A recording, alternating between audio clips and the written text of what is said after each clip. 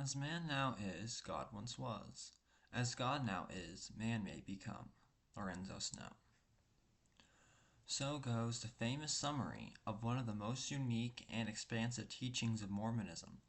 that humanity and divinity, rather than being ontologically at odds with one another, are merely different rungs on an eternal ladder of upwards progression.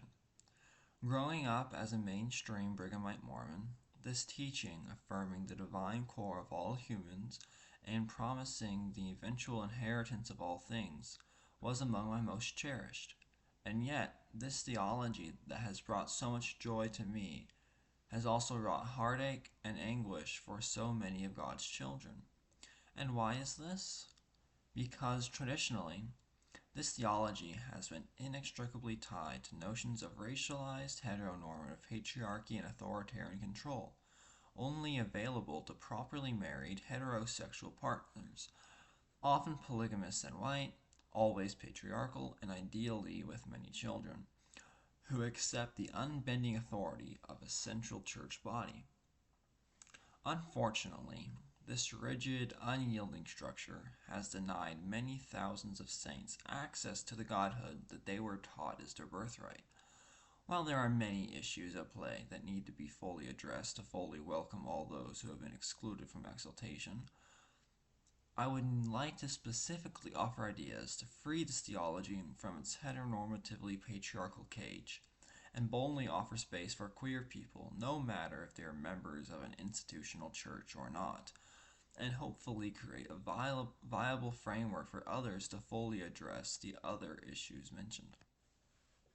It has long been the conventional wisdom, both within and outside of the Latter-day Saint movement, that Mormonism, and especially the Brighamite variety, is fundamentally and irreconcilably opposed to queerness and anything deviating from the cis heteropatriarchal norm, and that any project attempting to make room for queerness in a Mormon context is foolhardy and misguided. But as I've learned from the books Tabernacles of Clay and Queering Kinship in the Mormon Cosmos, both about gender and sexuality within the LDS Church, by the chair of Kalamazoo College's Department of Religion, Dr. Taylor G. Petrie, the contemporary views of the same, that seem so rigid, eternal, and stable, are really anything but.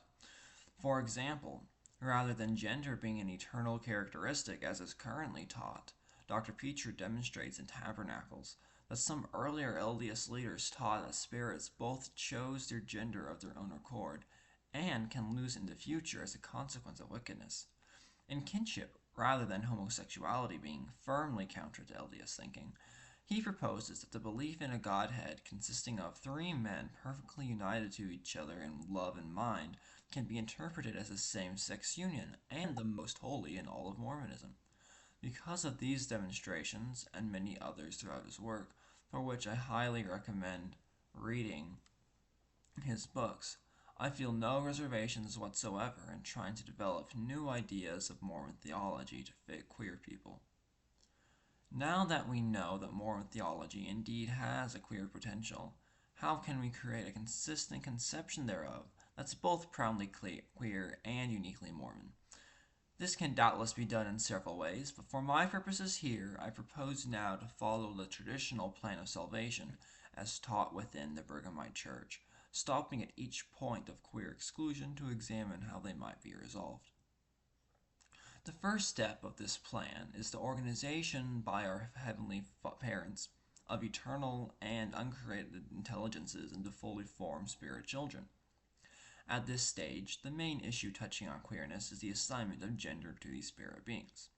As mentioned earlier, most current LDS leaders teach that this gender was assigned from God, is unchangeable, and is always identical to birth sex, but others have taught that intelligences proper are in fact genderless, only becoming genderless when an organized spirit child chose it for themselves. However, they still taught the deviation from that chosen gender was sinful. By taking this earlier teacher as inspiration,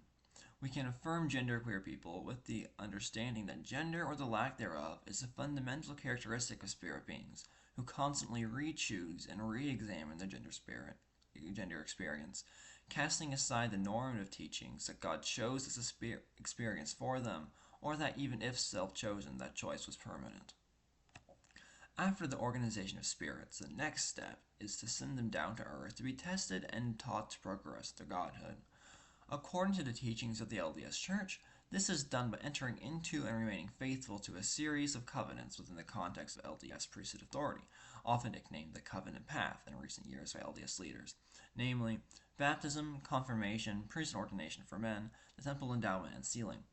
And within this traditional view, each covenant or saving ordinance is absolutely necessary to enter into the exalted glory of God, precisely because they were instituted for that purpose before the creation of the world. Making and keeping these covenants is thus, by definition, the only true way to experience God's presence.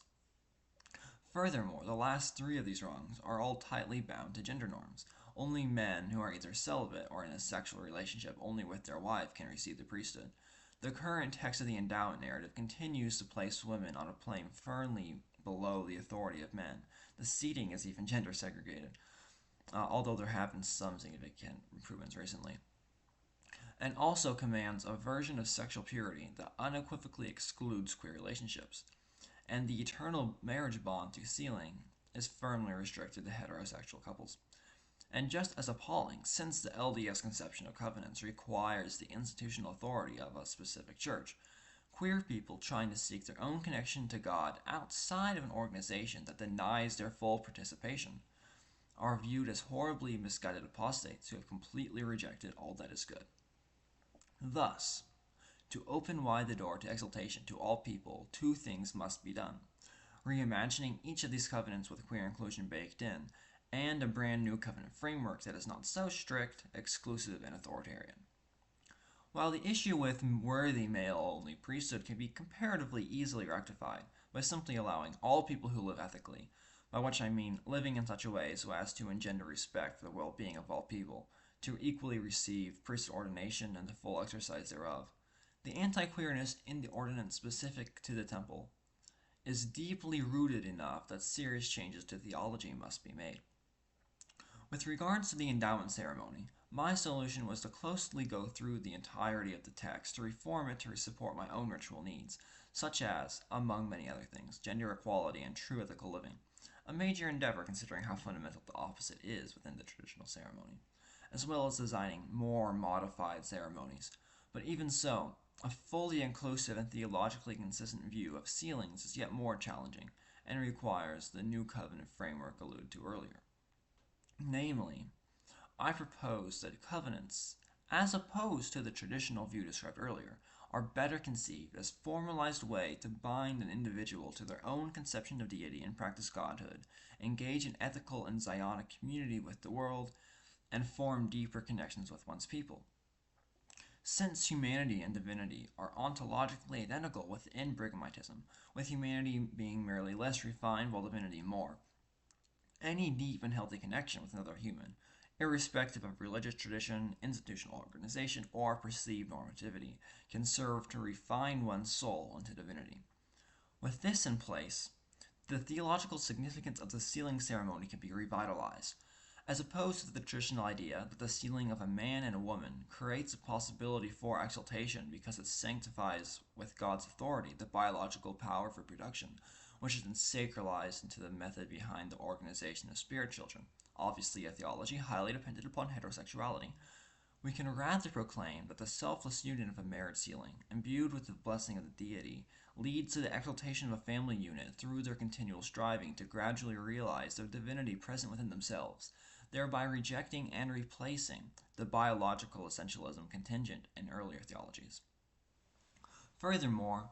this new covenant framework of working in Zionic community to reveal the ontological divinity already present in humanity, notwithstanding its already profound utility in rejecting queer exclusion and institutional uniqueness, has yet more applications, chiefly the idea of covenant creativity, meaning both continual reworkings of current covenants, for example, the several modifications of the endowment ceremony that people such as Evan Charley, Rob Lauer, myself, and others have written and planned to suit our own needs,